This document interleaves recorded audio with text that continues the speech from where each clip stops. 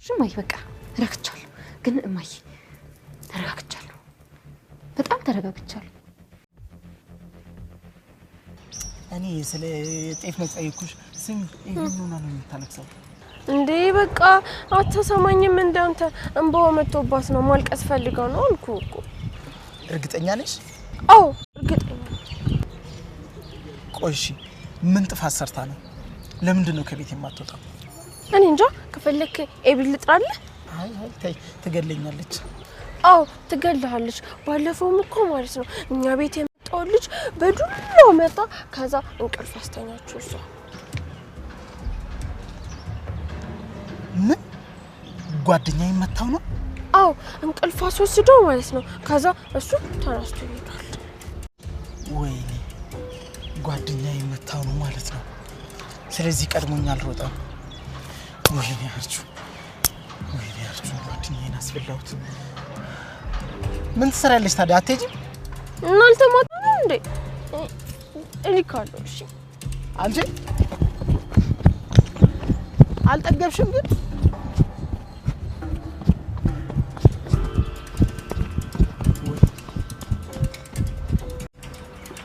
ወይኔ ጓደኛዬ የሆነ ነገር ሆኗል ማለት ነው። ሲጀመር ውሃ ያላየችውን ነገር አታወራም። ኤቢም ያለ ምክንያት አታለቅስም። ወይኔ ጓደኛዬ አስፈላሁት እንዴ?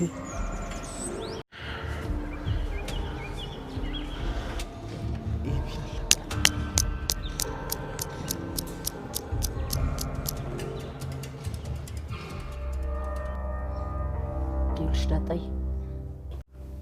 በጣም ትልቅ ቁም ነገር ነው እየጠየቁሽ ያለሁት። አደራሽ ለመዋሸትና ለመሸወድ እንዳትሞክሪ። እማዬ ሽንቴ መጣ። አያይ ዛሬ ዋናውን ቢመጣ አለቀሽ። እሱ መጣ። ችግር የለውም። በቃ የጠየቁሽን መልሽና ትሄጃለሽ። እማዬ ይሻላል። አዎ ግን እኮ እማዬ እዚህ ቤት እኮ ሰው ሞቷል። እሱን አውቃለሁ። እሱንማ ቀበር ነው አይደል? ይልቅ እኔ የጠየቁሽን ጥያቄ መልሽልኝ። ምን እማዬ? ልሽ አሁን ስለ እናትና ስለ አባትሽ አንድ ባንድ ትነግሪኛለሽ። ሰላም ለናት በጻፈችው ደብዳቤ ስለ እናትሽ ጽፋለች። እናቴ ማናት እማዬ? አዎ ወረቀቱ ላይ ስለ እናትሽ ማንነት ተጽፏል።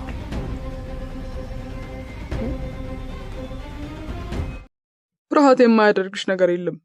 ያኔ ምናልባትም ለመጀመሪያ ጊዜ በህይወቴ ደፋር ሆንኩ መሰለኝ። በደንብ ካልፈራሽ በደንብ አትደፍሪም። ድፍረትም ሆነ ጥንካሬም ነጥሮ እንዲወጣ እንደ ወርቅ መፈተን ያስፈልጋል። ሞቅ እንዳለው ሰው ይስቃል። ፈዝዣ ያዋለሁ።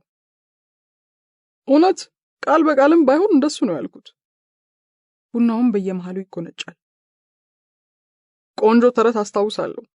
ሰውየው ትንሽ ወፈፍ ያደርገዋል አሉ። ሌሊት በተኛበት ሌቦች ይገቡና እቃውን መሰብሰብ ይጀምራሉ። አያቸውና ከመኝታው ተነስቶ እሱም ቁልፍ ያላቸውን እቃዎች መሸከፍ ይጀምራል። ሌቦቹ ተገርመው ሰውዬ ምንድነው የምትሰራው ይሉታል። እሱም በቤቴ ደህና ዕቃ እንዳላገኛችሁ ሳይ ልቤ ስለተነካ የሚረባ ነገር ልጨምርላችሁ ብዬ ነው።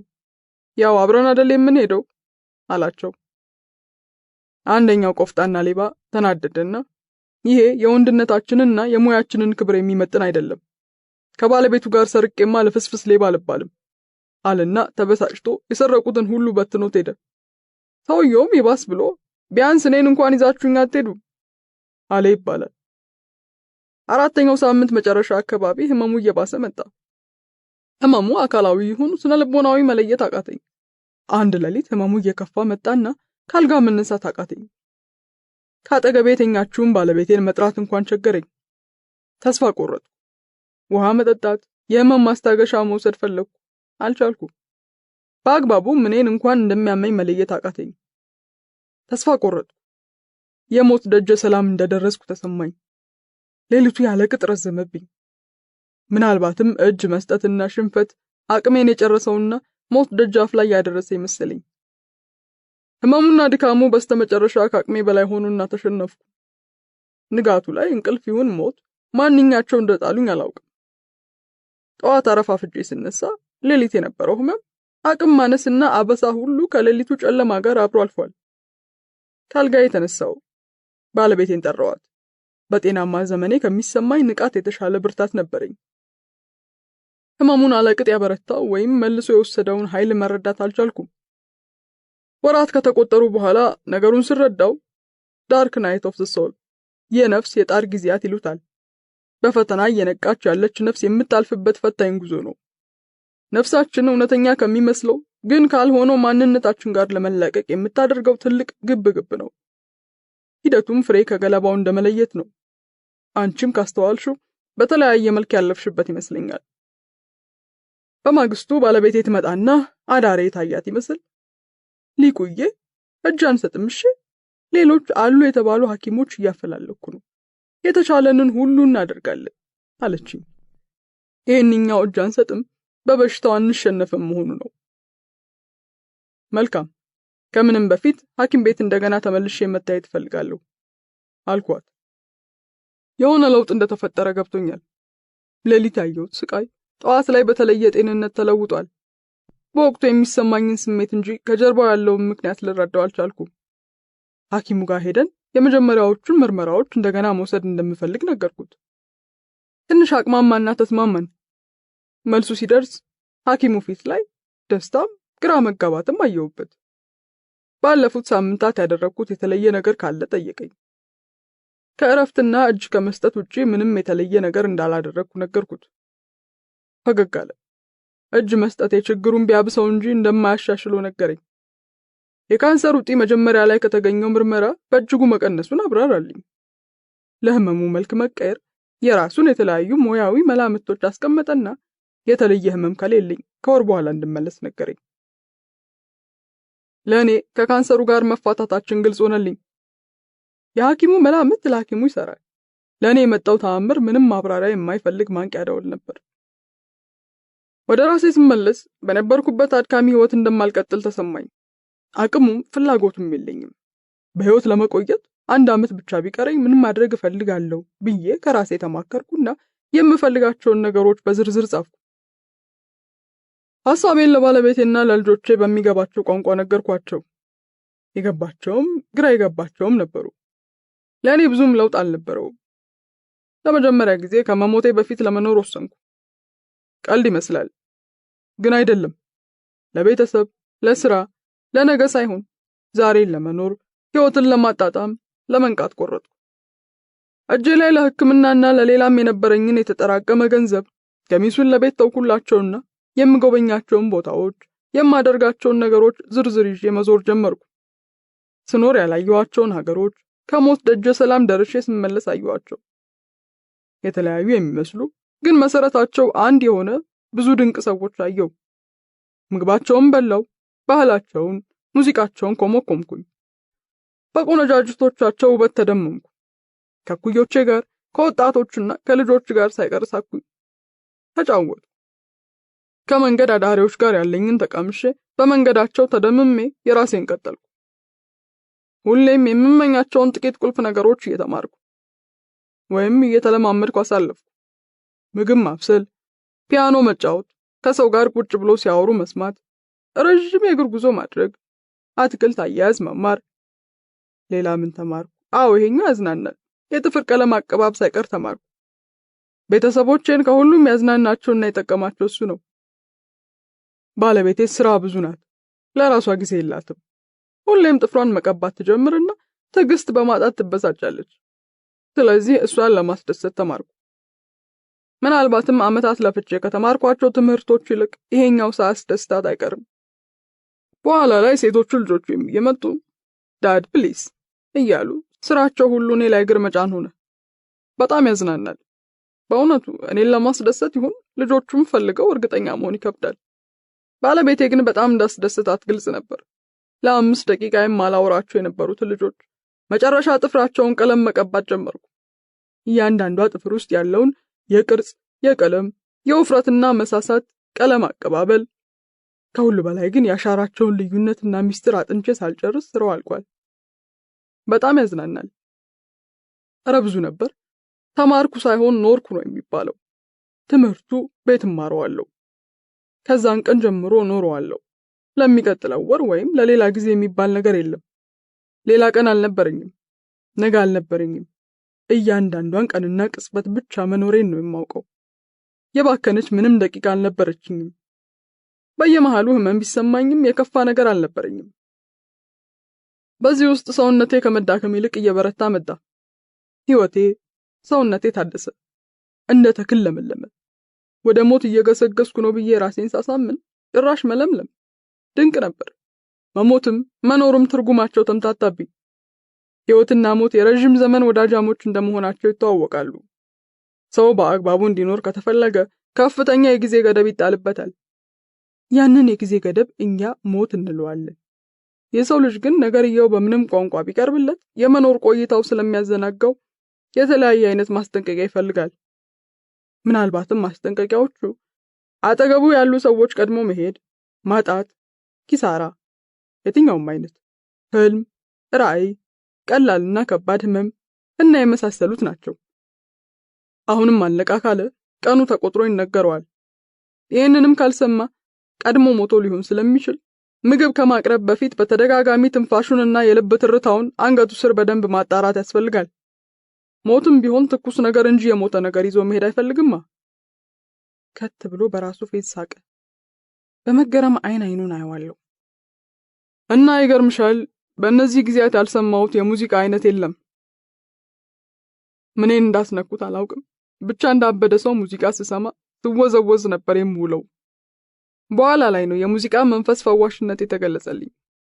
ልጆቼ ይመስለኛል ከህመሙ ይልቅ አዲሱ ባህሪ ግራ ሳይገባቸው አይቀርም። የማያውቁት እንግዳ ነገር ነው። እግሩን መታ መታ እያደረገ ቀጠለ። ታሪኩ እንዲህ የሚያልቅ አይደለም፣ ብዙ ነው። በጣም ይገርማል የምንተኛበትና የምንነቃበት መንገድ መለያየትና መመሳሰል አልኩ። እንደዚያ ነው። ሰዓቱ ግን ሄዶብሻል። 3:20 ሆኗል። ከፈለግሽ ልሸኝሽ እችላለሁ። ከተመቸሽም እዚህ ሶፋ ላይ ማደር ትችያለሽ። ሰዓቱና የደጁ ብርሃን አይመሳሰሉም። ትልቅ ደማቅ ጨረቃ እንዳለሽ ታውቆኛል። ብርሃኗና ድባቧ ሳር ቅጠሉ ላይ ነበር።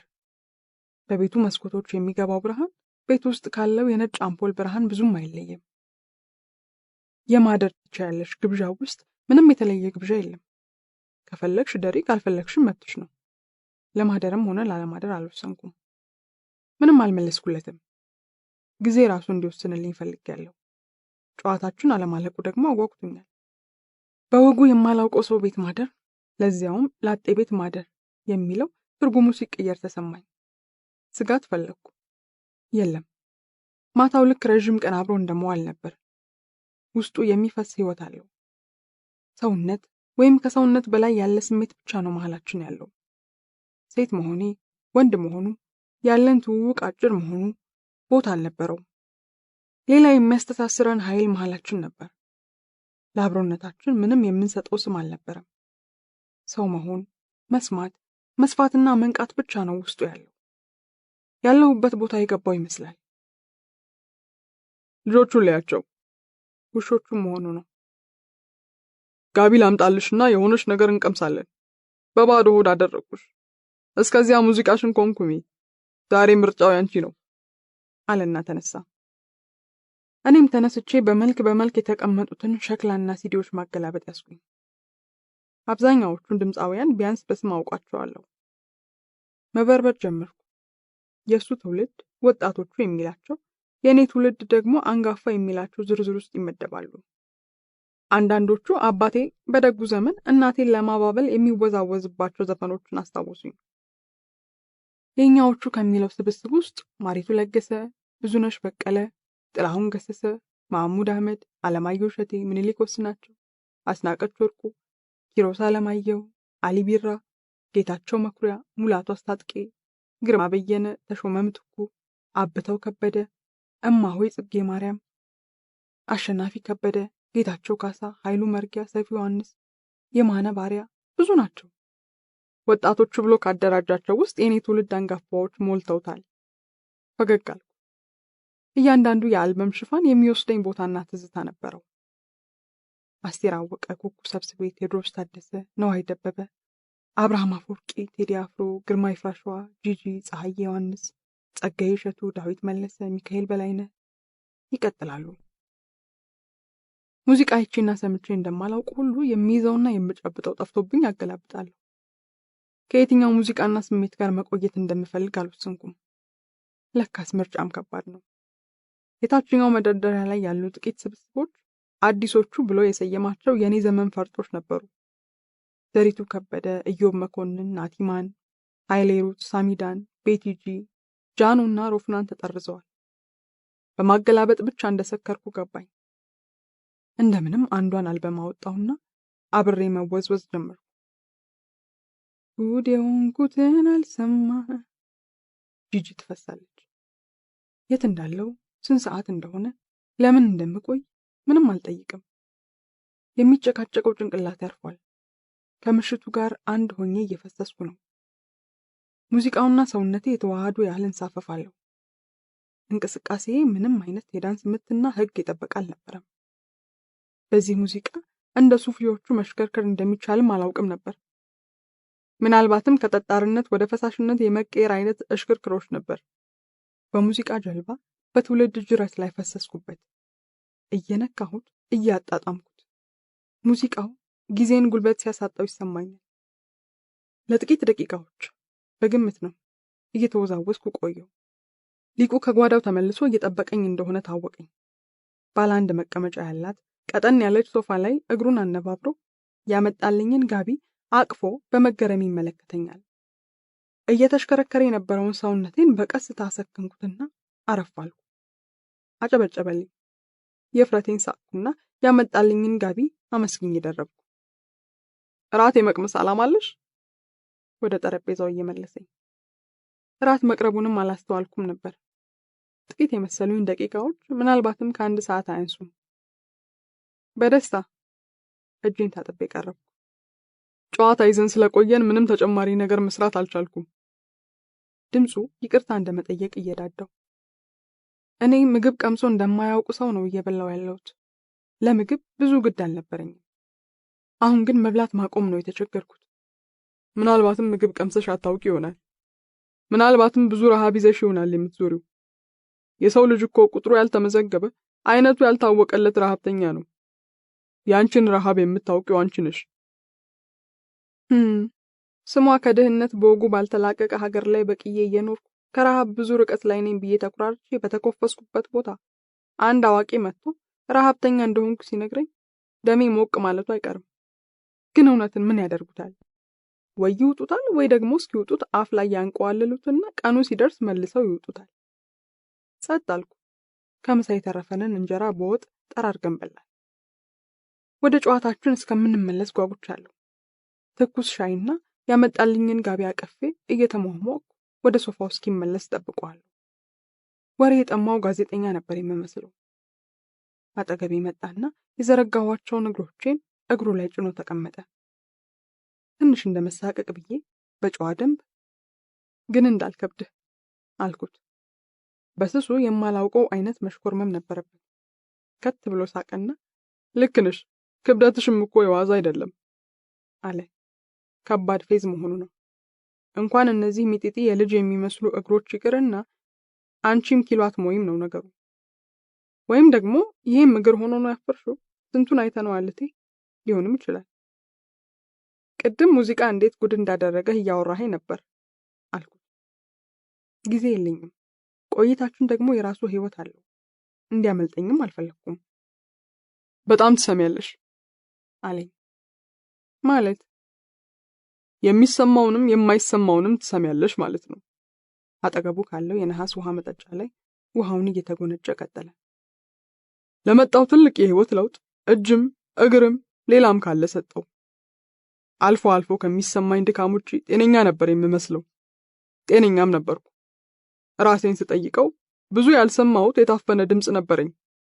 በማስተማርና በመመራመር ውስጥ ጠፍቼ ህይወትን እየኖርኩኝ አልነበረም። ህይወቴ ሚዛኑን የሳተ ነበር። ጭንቅላቴ ውስጥ ታፍኜ እሱን እንኳን አልሰማውም ነበር። ሩጫዬ ሁሉ ነገን ለመጨበጥ ነበር። ዛሬማ የራሴ ነው። ማን አባቱ ይወስድብኛል? ነገን ግን ትልቅ ታሪክ ትቶ ለማለፍ ነበር ሩጫዬ። ህይወቴ ሁሉ እቅድ ነበር። ነገ ነበር። ለምንኖርበት ስርዓት ምንም አላጎደልኩም። ታማኝ አገልጋይ ነበርኩ። እኔ ግን እየኖርኩኝ አልነበረም። ለራሴና ለቤተሰቤ ጊዜ አልነበረኝም። ምርታማ ማሽን ነበርኩ። ስለዚህ ከተኛሁበት ጥልቅ እንቅልፍ መንቃት ነበረብኝ። ራሴን ለእውቀት አከራይቼ መጽሐፍት ውስጥ በደባልነት ነበር የምኖረው። እድሜ ለካንሰሩ ወደ ራሴ ተመለስኩ። አንድ የቅርብ ወዳጄ ይህን ነገር ሲሰማ ፈረንጆቹ የአማራጭ ሕክምና አላቸው፣ እስቲ እሱን ሞክር ብለው ተወተኝ። ጊዜው ወስጄ ምን አይነት ሕክምና እንደሆነ ለማንበብ ሞከርኩ። አስተሳሰቤን፣ አመጋገቤን፣ የምውልበትን መምረጥና ማስተዋል ጀመርኩ። የያዝኩትን አዲስ መንገድ በሌላ መልኩ እንድረዳው አገዘኝ። የመጀመሪያዎቹ 6 ወራት ማብቂያ ላይ በባለቤቴ ውትወታ እንደገና ተመረመርኩ። ውጤቱ ተአምር ነበር። ምንም የካንሰር ምልክት አያሳይም። ሐኪሙ በድጋሚ የራሱን ግምትና ማብራሪያ ጥናት እያስደገፈ ሊያብራራልኝ ሞከረ። ለኔ በወቅቱ ምን ሆነ እንጂ ለምን ሆነ የሚለው ጉዳይ አልነበረም። አመስግኘው ወጣን። ሰውነቴ በእፎይታ ነፍስ ሲዘራ ይታወቀኛል። ልቤ ያሻውን እያደረኩ ኑሮዬን ቀጠልኩ።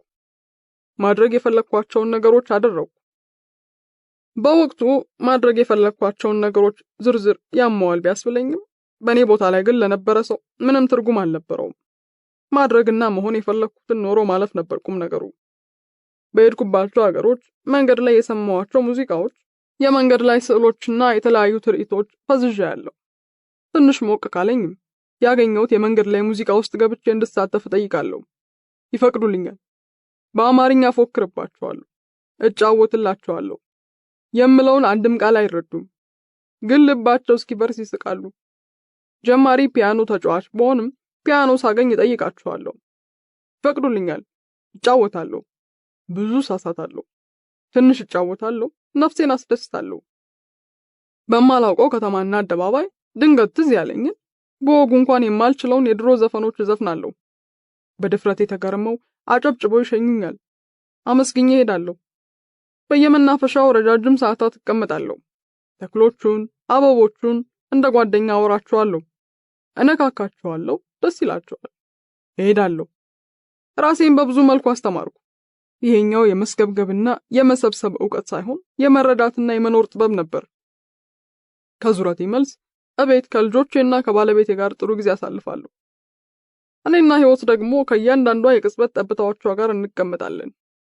መታመሜን ከማወቄ በፊት ከኖርኩባቸው ረዥም ዓመታት ይልቅ ሞት በሬ ላይ መድረሱን የተረዳሁባቸው 12 ወራት ትልቅ ትርጉም ነበራቸው። ሞት መጀመሪያ በርቀት ይመጣል።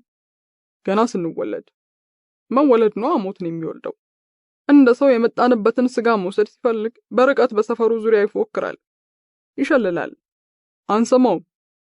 ወደ ቤታችን ትንሽ ተጠግቶ ያፏጫል። አዳሜ እየደረስኩ ስለሆነ የመጣሽበትን ጉዳይ መልክ አስይዢና እንመለስ ይላል። አንሰማውም።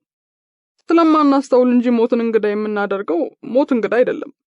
በየቀኑ አብሮን ሻይ ይጠጣል፣ አብሮን ተኝቶ ይነሳል። የፍርሃታችን ጥንካሬ ግን አርቆታል።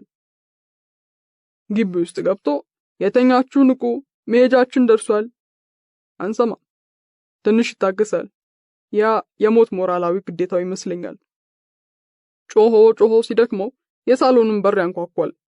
ሳሎን ካለሽ፣ ከሌለሽም የፊት በር መቼም አለሽ፣ ወይም ካለሽበት ያንኳኳል። አንሰማም። በመስኮት ብቅ ጥልቅ እያለ ደርሻለሁ ይላል። መስኮት ካለን ለነገሩ ሁሉም መስኮት አለው፣ የሌለውም አለው። እንኳን መስኮት ግድግዳም የለኝም የሚለው መስኮት አለው። መስኮት ብርሃን ወይም ሕይወት ወደኛ የምትፈስበት ቀዳዳ ነው፣ ሌላ አይደለም። አሁንም አንሰማም። ስክሪን ላይ፣ ምግብ ላይ ወይም ሞቅ ደመቅ ያለ ጭቅጭቅ ላይ ነን። አሁንም ይጠብቃል። የደነበረች ነፍስ እየጎተቱ እንደመሄድ የሚያደክም ነገር እንደሌለ ያውቃል። ጠብቆ ሲበቃው ግን እንዴ ምን ነው አሁንስ አልበዛም ብሎ በሩን ገንጥሎ ይገባል። ከዚያ በኋላ ነገሮች ሁሉ አልቀዋል። እጃችንን ጎትቶ እስኪወስደን ድረስ ትንሽ መሯሯጥና መላላጥ ብቻ ነው የሚቀረው። እኔም ላይ የደረሰው ይኸው ነው። ለበርካታ ዓመታት መኖር በሚመስል ከመኖር ፍጹም በራቀ ሕይወት ውስጥ ነበርኩ። ሕይወትንም ሞትንም ለመስማት ጊዜው አልነበረኝም። ጭንቅላቴ ሙሉ ከመሆኑ የተነሳ ውስጡ ተወልዶ ፋፍቶ እያደገ እየተሰራጨ የነበረውን እጢ እንኳን ለመስማት ቦታ አልነበረኝም። የሆነ ቀን ሞት አፍንጫዬ ስር መሆኑን እስክረዳ ድረስ አልተሸነፍኩም ነበር። ስነቃ መኖር ስጀምር ግን ሌላ ቦታ ነኝ፣ በጥልቀት የምኖርበት ቦታ ላይ፣ ሁሉም ነገር ትርጉምና ጣዕም ያለው ቦታ ላይ ነኝ። መቆየትም መሄድም ለውጡ ምዛም ነበር። ከ2 ወር በላይ ምንም ህመም ማስታገሻ አላስፈለገኝም። ጊዜን መቁጠር ተውኩ። ቀኑ ሰኞ ይሁን ወይም አርብ ጠፋብኝ። እያንዳንዷን የሰከንዶች ጠብታ እያጣጣምኩ ነበር የምኖረው። ሌላው ትርፍ ነበር። ባለቤቴ ቀን እየቆጠረች ተመስገን ትላለች። አዲሱ አኗኗሬ ውስጧ ብዙ ጥያቄ ቢፈጥርም የማብራራላት ነገር አልነበረም። ልትረዳኝም አትችልም። የመጣውን ለመቀበል ዝግጁ ነበርኩ። የፈለኩትን ሁሉ አድርጌያለሁ። ቤተሰቦቼ የማያውቁትን ባልና አባት በየፊናቸው አይተዋል። የሚፈልጉኝን ያህል አብሬያቸው ቆይቻለሁ። የማላውቀውን ማዕድ ቤት ህይወት ዘርቼበታለሁ። ጓሮ ነፍስ ዘርቷል። እስኪ ደክማቸው ድረስ ፒያኖ ላይ አንጎራጉርላቸዋለሁ። ከነሸጠኝ መላቅጥ በሌለው ውዝዋዜ አዝናናቸዋለሁ። ሳቅ የማላውቀው ሰውዬ በሆነ ባልሆነው ከልቤ ስቃለሁ። አንዳንዴ ደስተኛነቴን ሲያዩ ግራ ይጋባሉ። ብዙውን ጊዜ በለውጤ ደስተኞች ነበሩ። ከሁሉም በላይ ውስጤ ሙሉነት ነበር። ራሴንም እነሱንም መስማት እችላለሁ። የምረዳበት መንገድ ግን ፍጹም የተለየ ነው። በሰፊ ልብ ነው የምሰማቸው። ብዙ አስተያየት አልሰጥም። አያስፈልጋቸውም። ይበሳጫል ብለው ሲያስቡ ቀለል አድርጌ አልፋቸዋለሁ። ለብስጭት ጊዜውም ፍላጎቱም አልነበረኝም። አሁን ሳስበው በበኩሌ ያደረኩት ቁልፍ ነገር ከህመሙ ጋር መታረቅ ብቻ ነው። ባለውለታዬ ነዋ። አስቢ ውስቲ ሳልኖርም እኮ ልሞት ነበር። ህይወትን አጣጥሜ ኖሬ በሞት ምን ይቀርብኛል? ከተኛውበት እንቅልፍ እንድነቃ ከተላከልኝ መልእክተኛ ጋር ስምምነት አደረኩ። እዚህ ሰላማዊ ቦታ ላይ ለመድረስ ግን ብዙ የህመም ቀንና ሌሊቶች አደባልቄ አሳልፌያለሁ። እጅ መስጠት አቅቶኝ ተዋግቻለሁ። አልሸነፍም ብያለሁ። ትልቁ ጥንካሬ ለካንስ እጅ መስጠት ላይ ነበር። First act of war is defense.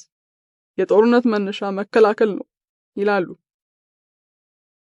መከላከል መታገልና መጣላት ስትጀምሪ ነው የፍርሃትሽ ብርታትና ጥልቀት የሚታየው። እውነተኛ መሸነፍ ላይ ጡንቻ መፈታተን የለም። ትግል የለም። ውስጥሽ የአቅምሽን ጥልቀት ያውቀዋል። ብትጊያ ክርክር ውስጥ አትገቢም። ባጭሩ ጨዋታው እንደማይመጥንሽ ስታውቂ እጅ ትሰጫለሽ። አዎ አልቻልኩም ብለሽ ትማረኪያለሽ። በጥልቀት ካስተዋልሽው ውስጡ የሽንፈት ድል አለው። እጅ የመስጠት ወኔና ጥበብ አለው። ይሄ መማረክ ግን በየጦርነቱ ከምትሰሚው ምርኮኝነት ይለያል። ይሄ የመሸነፍ ጥበብ የገባኝ ከጥቂት ዓመታት በኋላ ነበር። ከሚሰማኝ ስሜትና ከተደጋጋሚ የምርመራ ውጤቶች በኋላ ከካንሰሩ ጋር በሰላም እንደተለያየን እርግጠኛ ነበርኩ። የመጀመሪያው 1 ዓመት ሲያልቅ የገረመኝ በሕይወቴ መቆየቴ ሳይሆን መኖር መጀመሬ ነው። ሞትንማ ላለፉት ጥቂት 10 ዓመታት ስለማመደው አልነበር። ቁም ነገሩ ጠቅልዬ ከመሞቴ በፊት መኖር መጀመሬ ነው። አንቺ ግን መስማት አትጠግቢም። ስንት ሰዓት እንደሆነ አውቀሻል? ጠየቀኝ። አላወቅኩም። ሰዓት ከእጁ ይርቋል። ጠጉር ከወረሰው የእጁ ቆዳ ጋር የተዛመደ የሚመስል ሰዓቱን ደጋግሞ ባለማመን አየና በይ የተቀረችዋን ጊዜ ተኝባት። 8 ሆኗል። የጨረቃዋ ብርሃን ነው ገና ያስመሰለው። የሰማሁት ህይወት ታሪክ ብቻ አልነበረም። ያለፈው ህይወቱን አብሬው እየኖርኩ ነው የሰማሁት። ድካም፣ እንቅልፍና የመንፈስ ጉዞ ተደማምረው ትንሽ አፍዘውኛል። ወደ መኝታ ቤት ገባና የሚደረቡ ጋቢዎችና ከማገልገሏ ብዛት ወደ ዝምድና ከፍ ያለች የምትመስል ስስ ትራስ ይዞልኝ መጣ። ምንም የምለው ነገር አልነበረም። አሁን ማደሬን እርግጠኛ ሆንኩ። ነግቷላ። ደማቋ ጨረቃ አቅጣጫዋን ቀይራ ከምስራቁ መስኮት ወደ ምዕራብ በር ዞራለች። እሷኑ ለማየት ይመስለኛል በሌሊት መጋረጃ እንኳን ያልሸፈነው። ሐሳቤን ያየብኝ ነው የሚመስለው። የኔ ጨዋታ ብቻ አይደለም ያደክምሽ።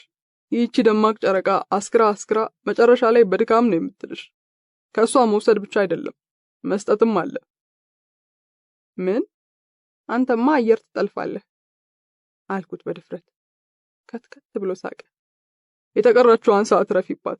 ልጆቹ እኔ ጋር ናቸው፣ አትፍሪ አለኝና ወደ መኝታው ሄደ። በማግስቱ ያነቃኝ የሚቆላ ቡና ሽታ ነበር። 4 ሰዓት ሆኗል። የጧቷ ፀሐይ እንዳትረብሸኝ ነው መሰል ሌሊት ክፍት ያደረገው መጋረጃ ተሸፍኗል። ሌሊት የሚገለጥ መስኮት ቀን ሲጋረድ ማየት በጣም ደስ ይላል። ውሾቹ ወደ ግቢ ውስጥ ተባረዋል። ሊቁ ከቡናው ጋር ቁርስ እየሰራ ነው። ሲያየኝ ፈገግ አለና ይቅርታ ከረበሽኩሽ፣ ቁርስ የሚሆን ነገር ላዘጋጅ ብዬ ነው። ድምፁ ውስጥ ርህራሄ አለ። በጭራሽ አልረበሽከኝ። የደረብኳቸውን ልብሶች አመስግኜ መለስኩ። ተጣጠብኩና ሊቁን ማገዝ ጀመርኩ። ይቅርታ፣ ከስሩ እንደ ቡችላ እየተከተልኩ በጨዋታ አገዝኩት። ምግብ ማብሰል ኖሬበታለሁ። እንደዚህ የሚያበስል ሲገኝ ትንሽ ሞራል መስጠት፣ መጫወትና መብላትና ማጣጣም ብቻ ነው። በጥያቄ አዋክበዋለሁ። እንዴት ነው ግን ከሰዎች ጋር የምትኖረው? አትቸገርም? ከራስሽ የታረቅሽለት ከሌሎች ሁሉ ጋር ትስማሚያለሽ። ከማትስማሚያቸው ጋር ደግሞ ላለመስማማት ትስማሚያለሽ። ዞሮ ዞሮ ሰላምሽ እንዳይረበሽ ጤነኛ መስመር ታሰምሪያለሽ። ብዙም አብረሽ አትጣበቂም። ተገንጥለሽም አትወጪም። ሰዎች የተለየ አቋም እንዳለሽ ቢያውቁም የእነሱን እሳቤና እምነት ስለማትነኪባቸው ያንቺንም አክብረው ይቀበሉሻል። ምን ነው ፈራሽ እንዴ? ፍርሃት ሳይሆን እንዲያውም በተቃራኒው ነው። የአንተ ህይወት ምን አይነት አቅም እንደሰጠኝ አታውቅም። አየር ላይ ተንጠለጠሉ የማይደፈሩ ምኞት የሚመስሉኝን የህይወት ምርጫዎች መሬት አውርዶ መኖር እንደሚቻል እርግጠኛ አድርገኛል። ራስን ለመሆንና ለማዳመጥ አስፈላጊ ከሆነ ምን ያህል ርቀት መሄድ እንደሚቻል አይቻለሁ። ውስጥ የነበረውን በራስ መተማመንና ጉልበት ነው ያነቃኸው። ህይወት ምርጫ ናት። ሰዎች በተለያየ አቅጣጫ መንገድ ይመርጣሉ። ለሚመርጡትም መንገድ ዋጋ ይከፍላሉ። ፈጢራ ከመጣው ብዙ ነገሮች ተለውጠዋል። የአካባቢው ሰው ብዙም ቀለም የቀመሰ ስላልሆነ እንደ አምላክ ነው የሚያዩ። ውሃ፣ መንገድ፣ ትምህርት ቤት፣ የጤና ማዕከል እንዲኖራቸው ጥረናል። ከሞላ ጎደል ተሳክቷል። ብዙ ይቀረናል። ነፍሴ ያለችኝንና የመሰለኝን አጋራቸዋለሁ፣ ይቀበሉኛል። የስጋ እንጂ የመንፈስ ድህነት ገና አልባሰባቸውም። በእኔ እይታ 4 አይነት አኗኗር እንኖራለን። 1 በመንፈስና በስጋ ጥጋብ፣ 2 በመንፈስ ጥጋብና በስጋ ድህነት፣ 3 በመንፈስ ድህነትና በስጋ ጥጋብ፣ 4 በመንፈስም በስጋም ድህነት ናቸው። የመጀመሪያው ብዙ ማብራሪያ አይፈልግም። ነፍሳቸውም ስጋቸውም ለምልመዋል፣ አብበዋል። እነዚህ ከራሳቸው፣ ከአካባቢያቸው፣ ከፈጣሪያቸው የታረቁ ናቸው። ሰፊ ናቸው። የኔን መንገድ ካልሄድ፣ የኔን ወጥ ካልቀመስክ ብለው አይሞግቱም። ችክ አይሉም። የሌላውን መንገድና ምርጫ እንዳመጣጡ ይረዳሉ። የፈቀዱት ጋር ይቀመጣሉ። መሬት ይዘው በመኖራቸው ብቻ ተጽዕኖ ይፈጥራሉ። በሌሎች አይን አንዳች ቅናት ያሳድራሉ። ቀላል የሚመስል አጥር አላቸው፣ ግን ማንም አይደፍረውም። ሰዎች በመረዳትም ሆነ ባለመረዳት ያከብሯቸዋል። ከራሳቸው ስለታረቁ ከሌሎች መጋጨት አይችሉም። እንዲህ አይነት ሰዎች ብዙም ባይሆኑ በዙሪያችን አሉ። ሰላምን፣ ፍቅርን፣ ሰውነትን ይኖራሉ። ሌላው የረሳውን ትልቅ ማንነት ሰውነቱን እንዲያስታውስ ያግዛሉ። ሁለተኛው መንፈሳቸው ጠግቧል። የመንፈሳቸው ጥጋብ ለስጋቸውም በተወሰነ ደረጃ ሊያግዝ ይችላል። ስጋቸው ግን አልረካም፣ ገና ይፈልጋል። ሚዛናቸው የቱ ጋር እንደሳተ ማየትና መቃኘት አለባቸው። ብዙ መንፈሳውያን ሰዎች ሲቸገሩበት አያለው። ይህን ስጋ ለብሰን እስከ ተንቀሳቀስን ድረስ ልክ ነፍሳችንን የምንመግበውን ያህል ስጋችንንም መንከባከብ ግድ ይለናል። ያለበለዚያ የስጋችን ረሃብ የነፍሳችን ጥጋብ ላይ ተጽዕኖ ማሳደሩ ግልጽ ነው። ሶስተኛው የታፈነና የቀጨጨ ነፍስ ያለውን የባለጸጋ ምንዱባን ይወክላል። ይህንኛው ያደጉት የምንላቸው ሀገራት ላይ ይብሳል። ያኗኗራቸው አወቃቀር የሚያበረታታው የቻልከውን ያህል ለፍተህ ለስጋ ሁን ነው። ከቻልክ በቀን 25 ሰዓትም ስራ፣ ብቻ አትጠይቅ። ለምን እኔ ግን እኮ ለማን ብዬ እስከ መቼ ከዚህ በላይ ይገባኛል አትበል። አንገትህን ደፍተህ ተማር፣ አንገትህን ደፍተህ ስራ። ከፈለክ ትንሽ ቀና በልና አንዷን ቢጤህን አግባ። ከዛም መልሰህ አንገትህን ደፍተህ ኑር። ከቻልክ ውለድ። መውለድ የበለጠ የሥርዓቱ ተገዢ እስረኛ ያደርግሃል። ሰንሰለቱ ይጠነክራል። ኃላፊነት አለብህ። የልጆችህን ጉሮሮና ጭንቅላት መሙላት አለብህ። ለነፍሴ ለህሊናዬ ምናምን ብለህ አትከራከር። ከምንም በላይ አትጠይቅ። እንደ መጠየቅ ያለ ምንም ትልቅ ወንጀል የለም። አራተኛው ያኗኗራችን ዝቅታዎች ጥግ ነው። እነዚህኞቹ ረሃብ ስጋቸውንም ነፍሳቸውንም አጎሳቅሎታል። ያልተመዘገቡ ያልተመጸወቱ ነዳያን ናቸው። መንፈሳቸውም ስጋቸውም ቀጭቷል። ለሁለቱም አልሆኑም። እነዚህኞቹ ጋር የባከነች ስጋና ነፍስ ይታየኛል። በበኩሌ አራቱንም ኖሬያቸዋለሁ። ምናልባትም ሁላችንም በተለያየ ጊዜ እናልፍባቸዋለን። ቁም ነገሩ የቱ ጋር እንደቆምን ማስተዋልና መንገዳችንን መቃኘት ነው። ዝም ብዬ አዳምጠዋለሁ። ከጨዋታው ጋር ቁርሳችንን ጨረስን። እንደ አዲስ እንደ እንግዳ ትክ ብሎ አይኔ ውስጥ ይመለከተኛል። ምንድነው የምትበረብረኝ አልኩት። እንዴ ምንም ቢሆን መስኮቴ ነው። ከት ብሎ ረጅም ሳቅ ሳቀ። ሳቁ ደስ የሚል ሙዚቃ አለው። ለሰፈሩ ይተርፋል። እንዲህ በረጅሙ የሳቀው በጥያቄ ይሁን ሌላም የሚያስቅ ነገር ትዝ ብሎት እርግጠኛ አይደለሁም። በጣም ውብ ነፍስ ይዘሽ ነው የምትዞሪው። እሷን መስማት አትርሺ። መሬት አትልቀቂ። ብዙ አታስቢ፣ አትጠይቂ። እስከ ዛሬ ብዙ ጠይቀሻል። አሁን ደግሞ አዳምጪ። ከህይወት ጅረት ጋር ውረጂ። አብረሹ ብትፈሺ የበለጠ ጉልበት ይሰጥሻል። ብዙ መፍሰስ ትችያለሽ። ከታገልሹ ግን አቅምሽን ይወስድብሻል። ዋናው ነገር ግን ነፍስሽ የራባትን መስጠት አትርሺ። አታፍኛት። ምናልባት ማውራት የምትፈልጊው በስዕሎችሽ ወይም በሌላ መንገድ ሊሆን ይችላል። ጊዜና ቦታ ስጪው። ለሰው ለገበያ ሳይሆን መጀመሪያ ራስሽን ለመስማት ለነፍስሽ ድምጽ ለመስጠት ሳይው። ምንም ይሁን ምን ልብሽ ነፍስሽ የፈለገችውን ታዘዣት። ስንብት መሆኑ ገባኝ። እንደ ትንሽ ልጅ ምክሩን ተቀበልኩ። ስወጣ በስንብት አቀፍኩት። የቁመታችን ልዩነት በእውነቱ አዝናኝ ነበር። ጎንበስ ብሎ ግንባሬን ሳመኝና በርቺ፣ አሁን ገና መንገዱን እንደጀመርሽ አትርሺ አለ። ከመሄዴ በፊት ስልክ እንዳልተለዋወጥን ትዝ አለኝ። ስልክህን ስጠኝና ደውዬ እንዴት ነህ ልበልህ አልኩት። ደስታዬ፣ እንዳየሽኝ እኔ ስልክ አልጠቀምም። አንድ አሮጌ መደወያ ነገር አለች። ግድ ካልሆነብኝ አልከፍታትም። መገናኘት ካለብን ግን አውቃለሁ፣ እንገናኛለን። ከፈለግሽኝ ደግሞ you know where to find me አለና ሸኘኝ። በስሜት ሞቅታ ውስጥ እየተወዛወስኩ ያረፍኩባት ቤት ተመለስኩ እልሻለሁ።